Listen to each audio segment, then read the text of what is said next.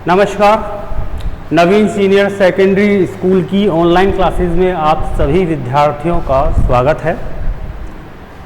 कक्षा 12 की जीव विज्ञान विषय के अध्याय नंबर 2 पर हम लोग चर्चा करेंगे, जिसमें पिछली क्लास में भी हमने अध्ययन किया था नर युग्मकोद्भिद की संरचना और उसका विकास। आज हम इस अध्याय को और आगे बढ़ाते हैं। इसके लेक्चर नंबर 5 को देखिएगा। नर युग्मकोद्भिद, इसकी हमने चर्चा की थी क्या है क्या नहीं है। एक बार दोबारा देखें। आवृतबीजी पादपों में पराग कण का जब अंकुरण होता है तो उस अंकुरित पराग कण को ही कहा जाता है नर युग्मकोद्भिद। तो उसका किस प्रकार से आगे अंकुरण होता है, परिवर्धन होता है, इसकी चर्चा करेंगे। पिछले लेक्चर में हम लोगों ने पराग कोश की संरचना का अध्ययन किया था। भाई, आवृतबीजी पादपों के अंदर जो लैंगिक जननांग होते हैं वो पुष्प में पाए जाते हैं, और पुष्प में पाए जाने के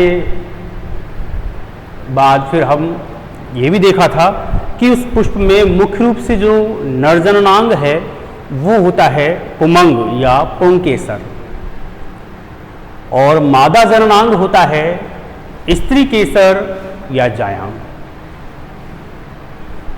नरजननांग पुमंग या पुंकेसर का जो शीर्ष भाग होता है वो फूला हुआ होता है, और उसे हम कहते हैं परागकोश। परागकोश की हमने अनुप्रस्थ काट करके उसका अध्ययन किया था पिछले लेक्चर में।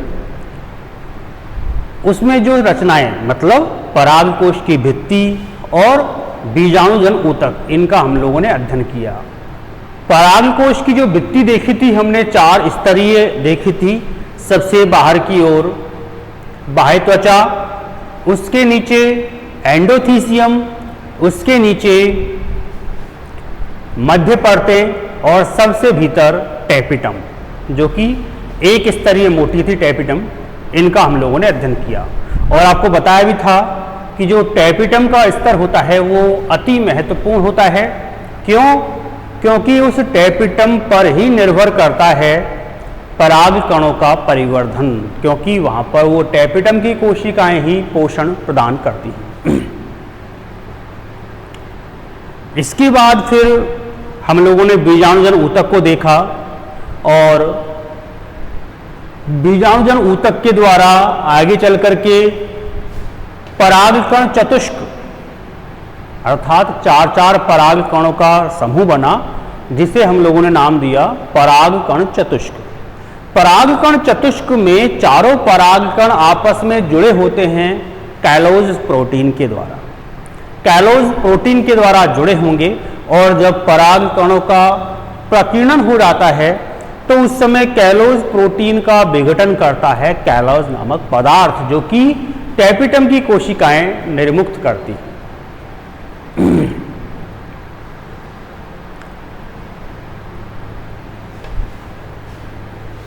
अब हम आज की क्लास में देखेंगे कि जो परागकोश होते हैं उनके प्रस्फुटन किस प्रकार से होगा और क्यों होगा। तो बच्चों, परागकोश की जो भित्ति है उसकी रचना हमने पढ़ी। रचना में हमने एक चीज पढ़ी थी एंडोथीसियम, जो कि बाह्य त्वचा के नीचे होती है, एक स्तरीय मोटी होती है।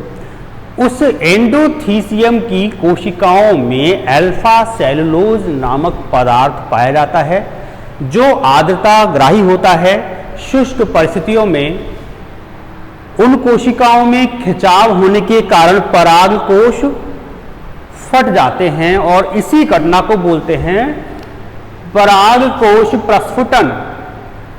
तो आपको ये ध्यान रखना है कि आवृतबीजी पादपों में परागकोशों के प्रस्फुटन के लिए आवश्यक रचना कौन सी हुई? परागकोश की भित्ति की कौन सी परत? एंडोथीसियम जो आर्द्रता ग्राही होती है, उस एंडोथीसियम की कोशिकाओं में खिंचाव होगा और उससे पराग कोशों का प्रस्फुटन होगा, पराग कोश फटेंगे। जब पराग कोश फटेंगे तो उन पराग कोशों के भीतर से पराग कण या आप बोल सकते हैं पराग कण चतुष्क निर्मुक्त होंगे, प्रकीर्णित होंगे, बाहरी वातावरण में फैलेंगे। तो ये जो पराग कोशों का प्रस्फुटन होता है वो आमतौर पर 4 प्रकार का हो सकता है। 4 प्रकार कौन कौन से? एक तो होता है अनुप्रस्थ प्रस्फुटन। नाम से पता लग रहा है अनुप्रस्थ का मतलब इस प्रकार से क्षैतिज। जब पराग कोश ये है और अगर इसकी जो दोनों पराग पालियां हैं उनमें इस प्रकार से क्षैतिज रूप में अगर वो फटे तो इस प्रस्फुटन को बोलते हैं अनुप्रस्थ प्रस्फुटन। और जब ये क्षैतिज रूप से फटेगी तो यहां होकर के उसमें से पराग कण बाहर प्रकीर्णित होंगे। इसका एग्जाम्पल है तुलसी। तुलसी के पादपों में जो पराग कोशों का प्रस्फुटन होता है वो अनुप्रस्थ प्रस्फुटन पाया जाता है। दूसरा जो प्रस्फुटन है वो होता है लंबवत प्रस्फुटन। नाम से पता लग रहा है, अगर आप अनुप्रस्थ बोलें तो क्षैतिज इस प्रकार से, लंबवत बोलें तो वो है ऊर्ध्वाधर। ये पराग कोश है आपका, इसकी जो दोनों पालियां हैं अगर वो इस प्रकार से लंबाई में इस प्रकार से फट रही हैं तो इसी को कहते हैं लंबवत प्रस्फुटन। आप लोगों ने धतूरे का पौधा देखा होगा और धतूरे के पौधे में जो पराग कोशों का प्रस्फुटन होता है वो इसी प्रकार से लंबवत या ऊर्ध्वाधर प्रस्फुटन होता है। तीसरा है छिद्रवत प्रस्फुटन। छिद्रवत का मतलब ऐसा प्रस्फुटन जिसमें पराग कोशों के या जो उनकी पालियां हैं उनके शीर्ष भागों पर 1 या 2 छिद्र बन जाएं और उन छिद्रों के द्वारा ही पराग कण बाहर वायुमंडल में प्रकीर्णित हों तो इस प्रकार का प्रस्फुटन कहलाता है छिद्रवत प्रस्फुटन। इस छिद्रवत प्रस्फुटन में पराग कोशों की पालियों के जो ऊपरी सिरे हैं वहां पर 1 या 2 छिद्र बन जाते हैं और बस उन्हीं छिद्रों में होकर के पराग कण बाहरी वायुमंडल में प्रकीर्णित हो जाते हैं, फैल जाते हैं। मकोई के पौधे में इसी प्रकार का प्रस्फुटन पाया जाता है। चौथा है कपाटीय प्रस्फुटन। कपाटी, कपाट का मतलब होता है दरवाजा। तो इसमें क्या होगा, जैसे ये पराग कोश है, ये दोनों उसकी पालियां हैं और इन पालियों में इस प्रकार से कपाट बन जाएंगे और जब कपाट खुलते हैं तो उन कपाट या दरवाजों के भीतर से पराग कण बाहर निकल करके प्रकीर्णित हो जाएंगे। तो इस प्रकार का प्रस्फुटन कहलाएगा कपाटीय प्रस्फुटन। और इसका एग्जाम्पल है बेटाओ बारबेरी। बारबेरी के पौधे में कपाटीय प्रस्फुटन पाया जाता है। तो इस प्रकार से आप लोगों ने पराग कोशों के प्रस्फुटन देखे। पराग कोशों के प्रस्फुटन आम रूप से आमतौर पर ये 4 प्रकार के पाए जाते हैं। अनुप्रस्थ प्रस्फुटन, लंबवत प्रस्फुटन, छिद्रवत प्रस्फुटन और कपाटीय प्रस्फुटन। अनुप्रस्थ प्रस्फुटन के अंदर पराग कोशों की पालियां अनुप्रस्थ रूप से फटेंगी और उनके भीतर से परागकण बाहर निकलेंगी। लंबवत प्रस्फुटन के अंदर पराग कोशों की पालियां लंबवत या खड़े रूप से फटेंगी और उनमें से परागकण बाहर निकलेंगे। छिद्रवत प्रस्फुटन में पराग कोश की पालियां फटेंगी नहीं, लेकिन पराग कोश की पालियों के जो ऊपरी सिरे हैं, ऊपर वाले सिरे हैं, उन पर 1 या 2 छिद्र बन जाएंगे और परागकण उन छिद्रों में होकर के बाहर निकलेंगे। और कपाटीय प्रस्फुटन, कपाटीय प्रस्फुटन में पराग कोश की पालियां फटेंगी नहीं, छिद्र भी उनमें नहीं होगा। केवल क्या होगा, उन पालियों में छोटे छोटे 2 कपाट बन जाएंगे और 2 कपाट बनने के बाद उन कपाटों में से, उन गेटों में से परागकण बाहर निकल करके और वातावरण में फैलने लग जाएंगे। इसके बाद फिर बात करें साहब परागकणों की संरचना। तो बेटा इसकी संरचना पढ़ने से पहले एक बार मैं आपको फिर बता दूं कि जो परागकण बन रहे हैं वो किसके अंदर बन रहे हैं? पराग कोशों के अंदर। पराग कोश के अंदर लघु बीजाणु मात्र कोशिकाएं हैं। उन लघु बीजाणु मात्र कोशिकाओं में अर्धसूत्री विभाजन हो रहा है और उस अर्धसूत्री विभाजन के द्वारा एक लघु बीजाणु मात्र कोशिका से 4 लघु बीजाणु, और बेटा लघु बीजाणु को ही हम क्या बोलेंगे? परागकण बोलेंगे। मतलब एक लघु बीजाणु मात्र कोशिका से 4 लघु बीजाणु बनेंगे या 4 परागकण बनेंगे, लेकिन वो चारों परागकण आपस में जुड़े रहेंगे। किसके द्वारा?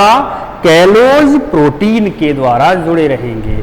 और वो जो चारों परागकण या चारों लघु बीजाणु आपस में जुड़े हुए हैं तो उनको हम क्या कहेंगे? लघु बीजाणु नहीं कहेंगे उनको हम क्या बोलेंगे?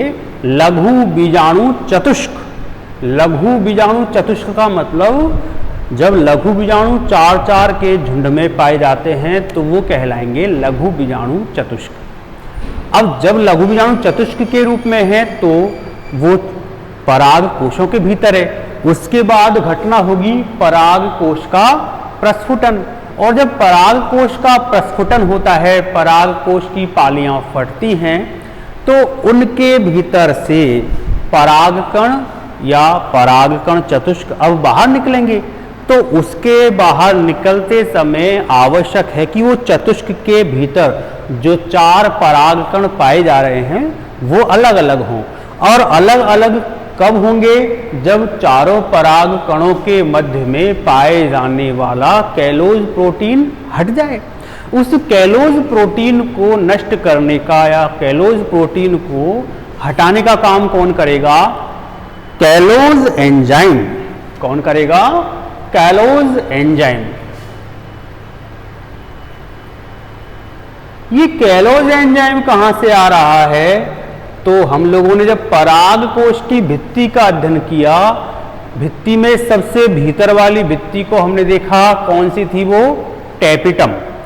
उस टेपिटम के जब हमने कार्यों को देखे थे तो टेपिटम का एक कार्य क्या था? कैलोज एंजाइम का स्त्रावण। ये कैलोज एंजाइम ही लघु बीजाणु चतुष्कों के मध्य पाए जाने वाले कैलोज प्रोटीन का विघटन करते हैं, जिससे चारों लघु बीजाणु स्वतंत्र हो जाते हैं। तो इसके बाद की कहानी है कि साहब परागकण की संरचना कैसी होती है। तो आवृतबीजी पादपों के परागकण की यदि हम संरचना की बात करें तो देखो संरचना लगभग इस प्रकार की पाई जाती है। अब ये जो लघु बीजाणु है वो किस प्रकार की रचना है? याद रखें, लघु बीजाणु या परागकण किस प्रकार की रचना है? अगुणित है या द्विगुणित? तो आपको याद होगा ये लघु बीजाणु का निर्माण किससे हो रहा है? लघु बीजाणु मात्र कोशिका। और लघु बीजाणु मात्र कोशिका किस प्रकार की कोशिका थी? द्विगुणित कोशिका थी। उसमें कौन सा विभाजन हुआ? अर्धसूत्री विभाजन। और उस अर्धसूत्री विभाजन से अब बने हैं लघु बीजाणु या परागकण। और हम जानते हैं कि जब अर्धसूत्री विभाजन होता है तो बनने वाली नई कोशिकाएं हमेशा कैसी होंगी? अगुणित होंगी। तो इसका मतलब हम जो ये लघु बीजाणु की संरचना पढ़ रहे हैं या जो परागकणों की संरचना पढ़ रहे हैं वो द्विगुणित न होकर की कैसी है? अगुणित है। इसकी संरचना में क्या क्या पाए जाते हैं? इसकी संरचना में देखिएगा आप, ये जीव द्रव्य मिलता है वो कैसा होता है? सघन, मतलब गाढ़ा जीव द्रव्य होता है। और जो ये जीव द्रव्य है वो 2 अस्तर या दो परतों से घिरा हुआ है। दो अस्तर या दो परतों से घिरा हुआ होता है परागकण का। सबसे बाहर वाला जो अस्तर है उसे हम कहते हैं बाह्य चौल। ये बाह्य चौल कैसा होता है?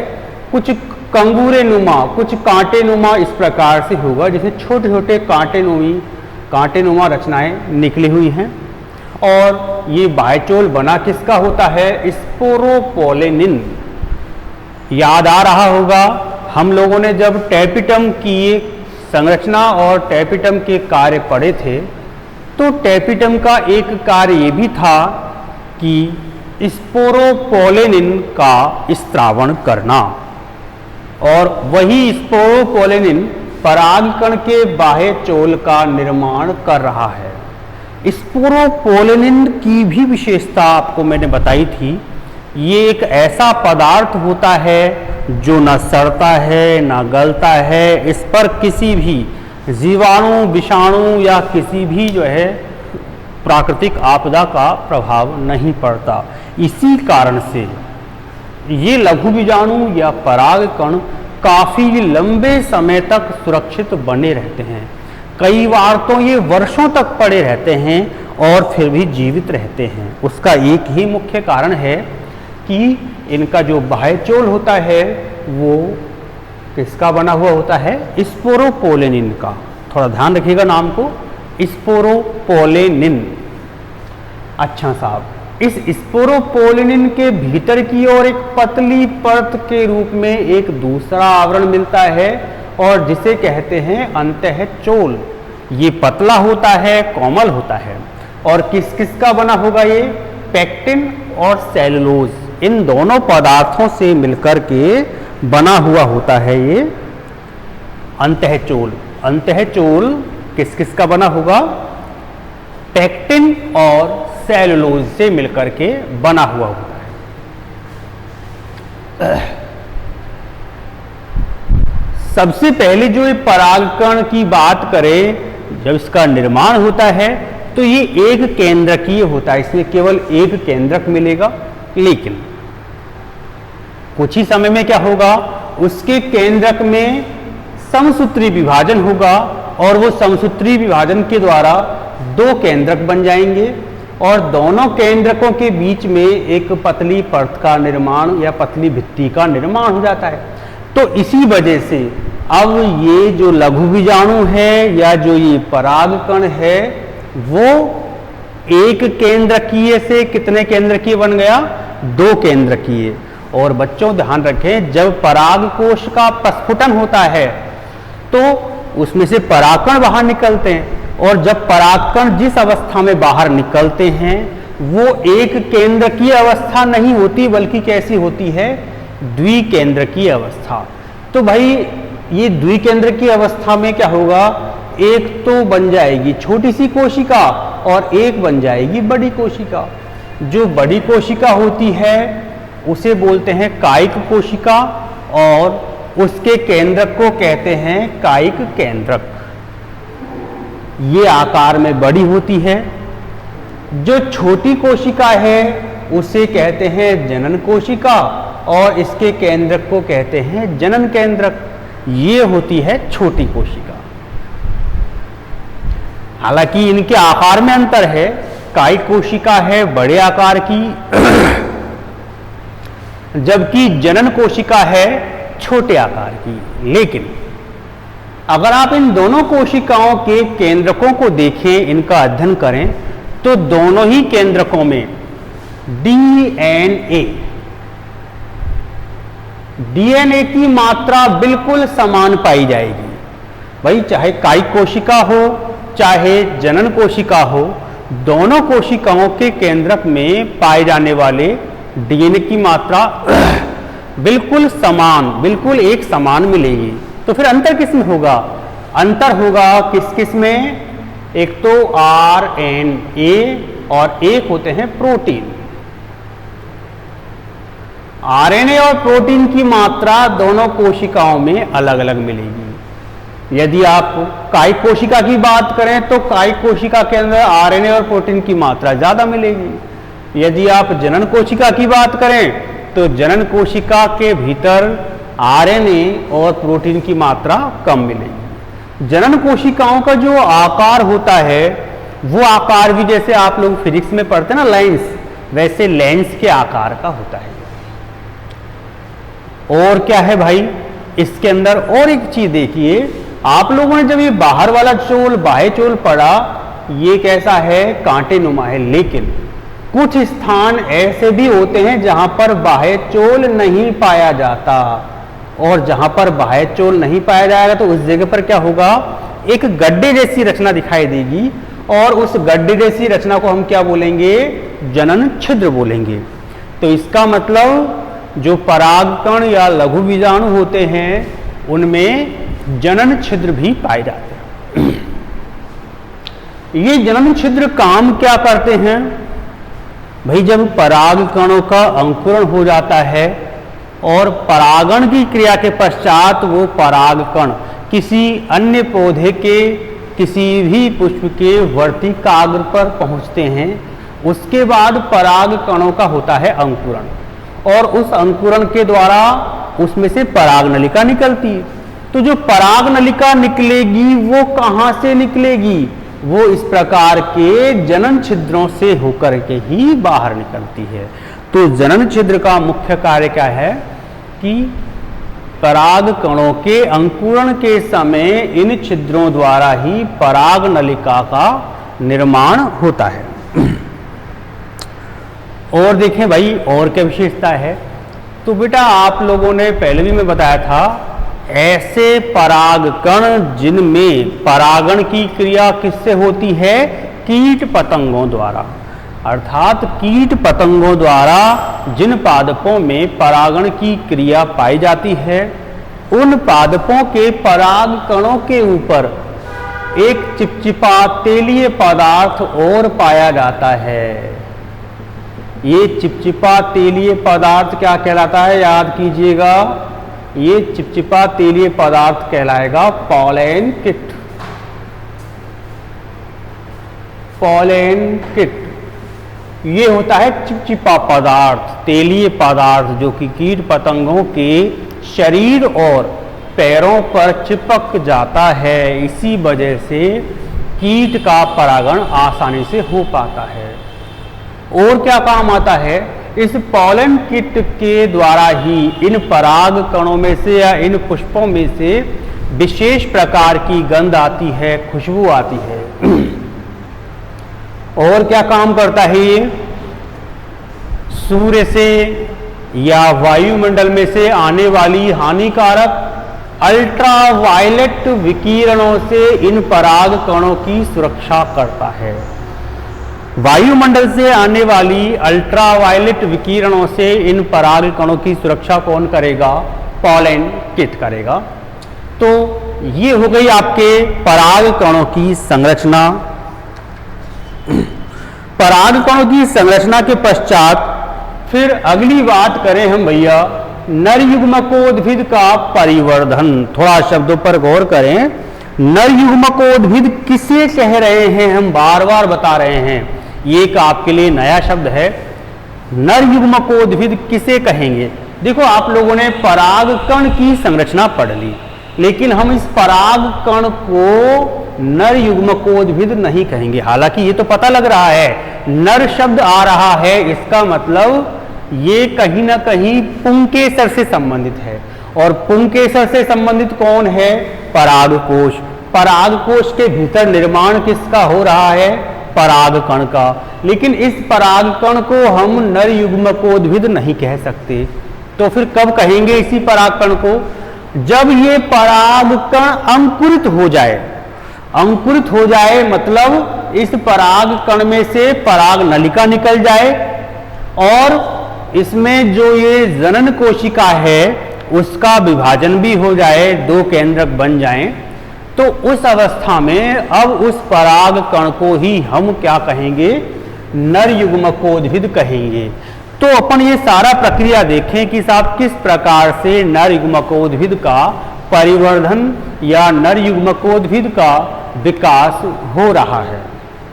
देखिए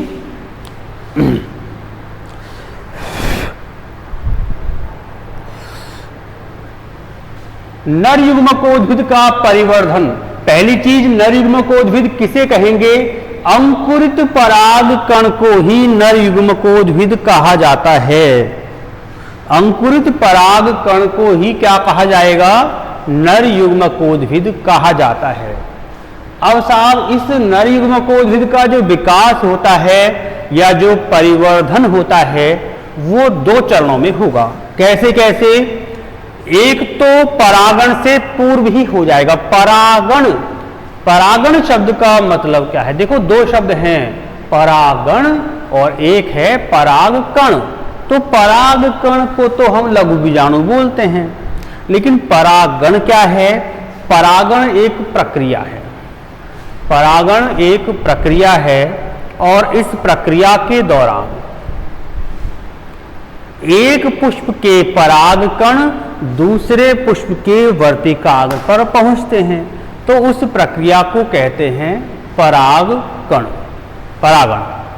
तो भाई, नर युग्मकोद्भिद का जो परिवर्धन है या जो विकास है वो दो चरणों में संपन्न होगा। एक तो परागण से पहले और कुछ परागण के पश्चात। सबसे पहले परागण से पहले की बात करें, कौन कौन से काम होंगे? देखिए, जो सबसे पहले परागकण बनता है वो कैसा होता है? एक केंद्रकीय। एक केंद्रकीय परागकण है। इस एक केंद्रकीय परागकण के केंद्रक में समसूत्री विभाजन होगा और उस समसूत्री विभाजन से क्या होंगे? दो केंद्रक बनेंगे, ये वाला और ये वाला। एक केंद्रक थोड़ा आकार में बड़ा होगा और एक बड़ी कोशिका का निर्माण कर लेगा, इसे कहेंगे कायिक केंद्रक, और इस कोशिका को बोलेंगे कायिक कोशिका। दूसरा केंद्रक है वो छोटा होगा और छोटी कोशिका का निर्माण कर लेगा, इसे हम कहेंगे जनन केंद्रक, और इस कोशिका को कहेंगे जनन कोशिका। आपको बताया था दोनों ही केंद्रक चूंकि समसूत्री विभाजन से बने हैं, इसीलिए दोनों केंद्रकों में डीएनए कैसे रहेगा? सेम रहेगा, समान रहेगा।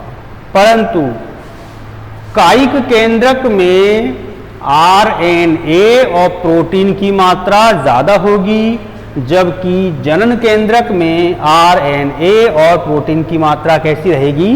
कम रहेगी।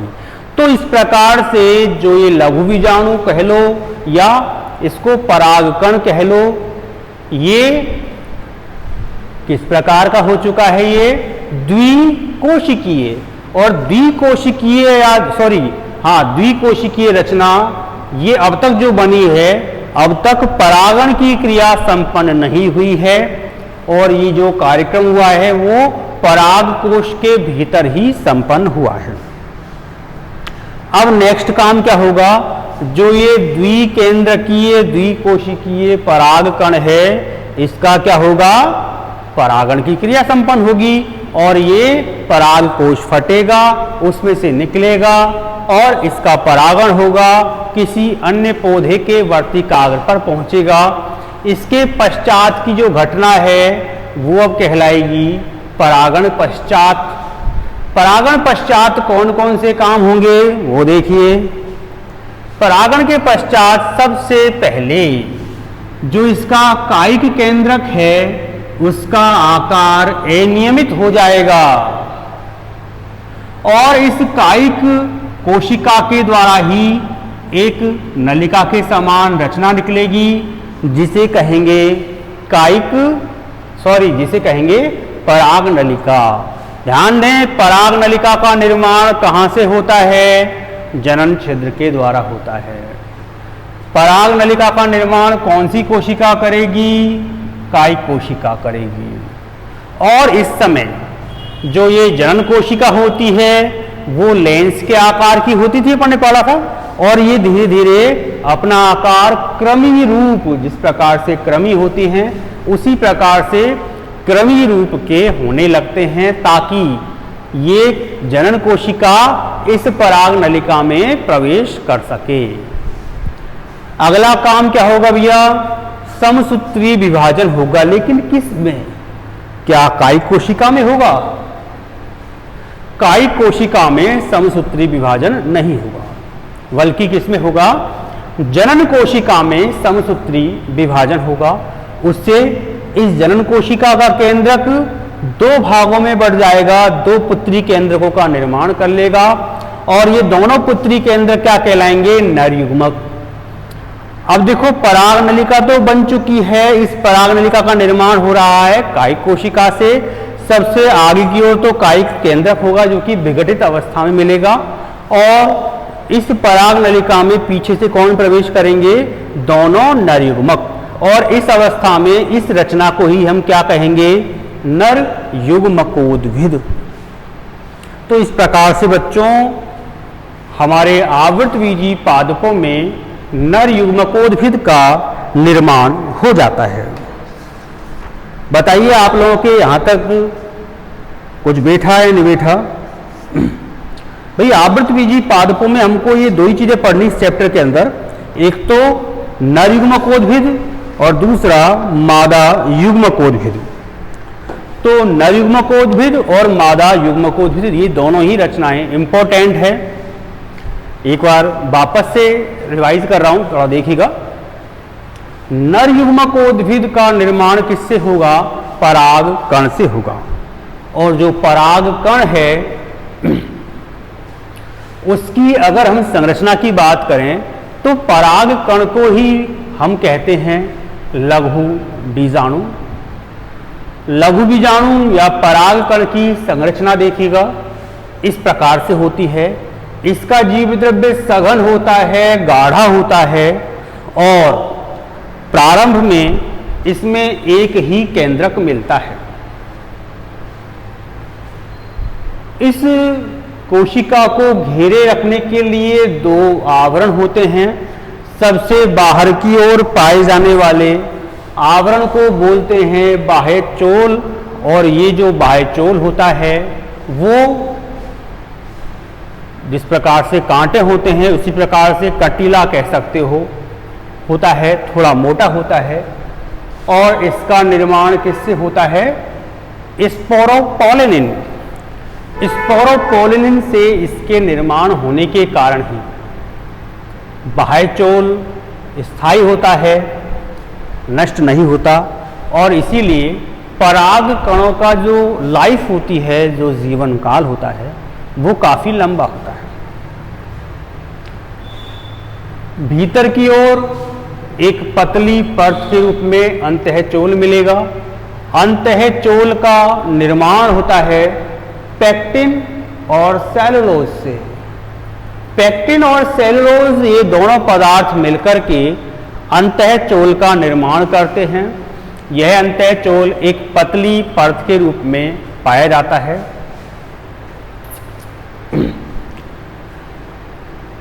पूरे पराग कण में जो ये बाह्य चोल होता है वो सभी स्थानों पर पाया जाता है, लेकिन कुछ स्थानों पर नहीं मिलता। जिन स्थानों पर नहीं मिलता उन स्थानों पर कुछ गड्ढेनुमा रचनाएं दिखाई देती हैं, और इन गड्ढेनुमा रचनाओं को ही हम क्या कहते हैं? जनन छिद्र कहते हैं। सामान्यतया इन जनन छिद्रों के द्वारा ही आगे चलकर पराग नलिका का निर्माण होता है। भाई इन जनन छिद्रों के द्वारा आगे चलकर पराग नलिका का निर्माण होता है, पराग नलिका का विकास होता है। अच्छा साहब, पराग कण में हमने अभी बताया था कि केवल एक केंद्रक होता है, लेकिन कुछ ही समय में ये एक केंद्रक में क्या होगा? समसूत्री विभाजन हो जाएगा, और उस समसूत्री विभाजन के द्वारा एक से क्या बन जाएंगे? दो केंद्रक बन जाएंगे। दोनों केंद्रकों के बीच में धीरे धीरे एक पट्ट बन जाएगा, एक परत बन जाएगी। तो इससे क्या होगा? जो ये परागकण पहले एक कोशिकीय था, एक केंद्रकीय था, अब कैसा हो जाएगा? द्विकोशिकीय और द्विकेंद्रकीय।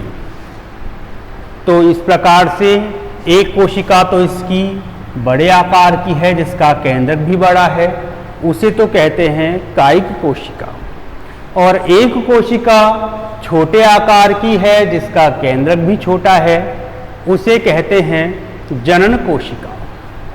कायिक कोशिका और जनन कोशिका दोनों में डीएनए की मात्रा तो कैसी मिलेगी? समान, लेकिन आरएनए और प्रोटीन की मात्रा समान नहीं पाई जाती। जो कायिक कोशिका है उसमें आरएनए और प्रोटीन अधिक मात्रा में पाया जाएगा, और जो जनन कोशिका है उसमें आरएनए और प्रोटीन थोड़ा कम मात्रा में पाया जाएगा। इसके बाद फिर, अब ये तो हो गया इसकी संरचना के बारे में। संरचना के पश्चात फिर अगली बात करें कि नर युग्मकोद्भिद का परिवर्धन अर्थात विकास किस प्रकार से होता है। तो देखिए, नर युग्मकोद्भिद की आपको मैं 2 बार 3 बार बता दी है डेफिनेशन कि अंकुरित पराग कणों को ही क्या कहा जाता है? नर युग्मकोद्भिद कहा जाता है। और इन नर युग्मकोद्भिद का जो विकास होता है वो आमतौर पर 2 चरणों में होगा। कुछ विकास तो होगा परागण की क्रिया से पहले, और कुछ विकास होगा परागण की क्रिया के पश्चात। तो देखिए, परागण की क्रिया से पहले कौन कौन से काम हो जाएंगे? देखिएगा, ये लघु बीजाणु जो अपन ने पढ़ रखा है एक केंद्रकीय होता है। इस एक केंद्रकीय लघु बीजाणु के केंद्रक में होगा समसूत्री विभाजन, और इस समसूत्री विभाजन से अब 2 केंद्रकीय 2 कोशिकीय लघु बीजाणु का निर्माण हो जाएगा। तो यहाँ तक की जो घटना है वो तो होगी परागण की क्रिया से पहले संपन्न। परागण की क्रिया से पहले संपन्न हो गई। इसके पश्चात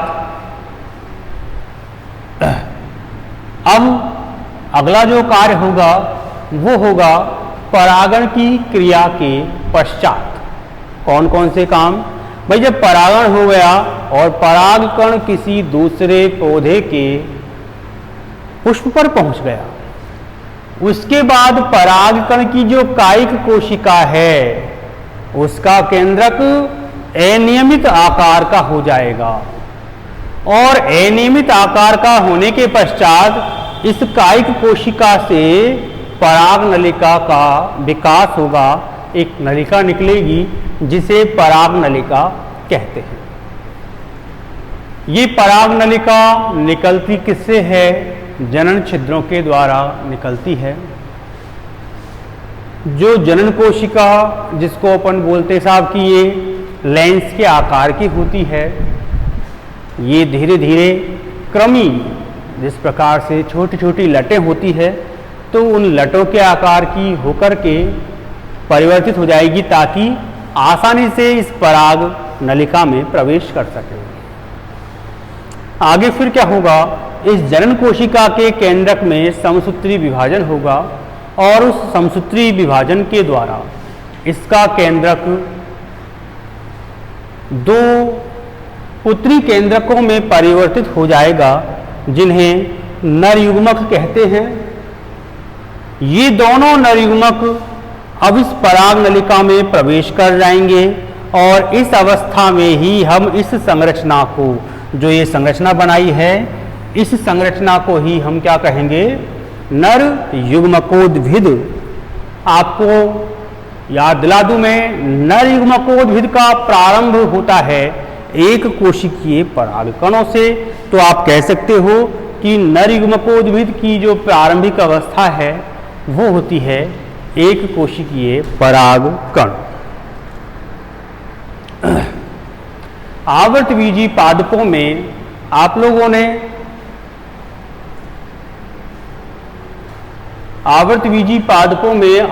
ने पुष्प के भीतर मादा जननांग और नर जननांग दोनों का अध्ययन अभी फिलहाल तो नहीं किया। अपन ने नर जननांग के बारे में पढ़ा। पुंकेसर के भीतर आप लोगों ने परागकोश पढ़ा, परागकोश के भीतर पराग कणों का निर्माण पढ़ा, और फिर पराग कणों के द्वारा ये सारी प्रक्रिया होने के पश्चात नर युग्मकोद्भिद का निर्माण हो रहा है। तो ये जो नर युग्मकोद्भिद बन रहा है, ये नर युग्मकोद्भिद आगे आप जब मादा युग्मकोद्भिद का अध्ययन करेंगे तो उस मादा युग्मकोद्भिद से आपस में ये नर युग्मकोद्भिद और मादा युग्मकोद्भिद आपस में संयोग करेंगे और उसके पश्चात निषेचन की क्रिया होगी और निषेचन के बाद नए बीज बनेंगे, फल बनेंगे और नए जो है पौधों का विकास होता है। लेकिन ये जो नर युग्मकोद्भिद है, इसका जिस रूप में हम यहाँ पर अध्ययन कर रहे हैं, हालांकि नर युग्मकोद्भिद, मादा युग्मकोद्भिद, ऐसा नहीं कि केवल आप आवर्तबीजी पादपों में ही इनको पढ़ें। आप लोगों ने जब पिछले साल 11th क्लास में वर्गीकरण पढ़ा था तो वहाँ पर Thallophyta, pteridophyta, bryophyta, gymnosperm, angiosperm सभी का अध्ययन किया था। तो आवर्तबीजियों में ही नर जननांग, मादा जननांग या नर युग्मकोद्भिद, मादा युग्मकोद्भिद पीढ़ियाँ, एक जो शब्द आता है ना पीढ़ी एकांतरण, जिसके अंतर्गत नर युग्मकोद्भिद पीढ़ी, मादा युग्मकोद्भिद पीढ़ी, इन सभी का अध्ययन करते हैं। तो वही सारा कुछ आवर्तबीजियों के अलावा अन्य जो वर्ग हैं उनमें भी हम अध्ययन करते हैं। लेकिन आवर्तबीजियों में सबसे विशिष्ट प्रकार का, सबसे विकसित प्रकार का ये युग्मकोद्भिद अर्थात नर युग्मकोद्भिद और मादा युग्मकोद्भिद का अध्ययन किया जाता है या इनका विकास होता है।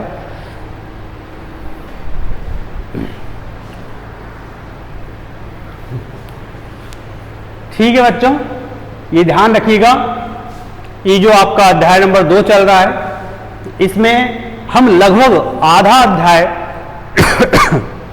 कर चुके हैं। नर युग्मकोद्भिद के विकास तक आपको कोई समस्या नहीं आनी चाहिए।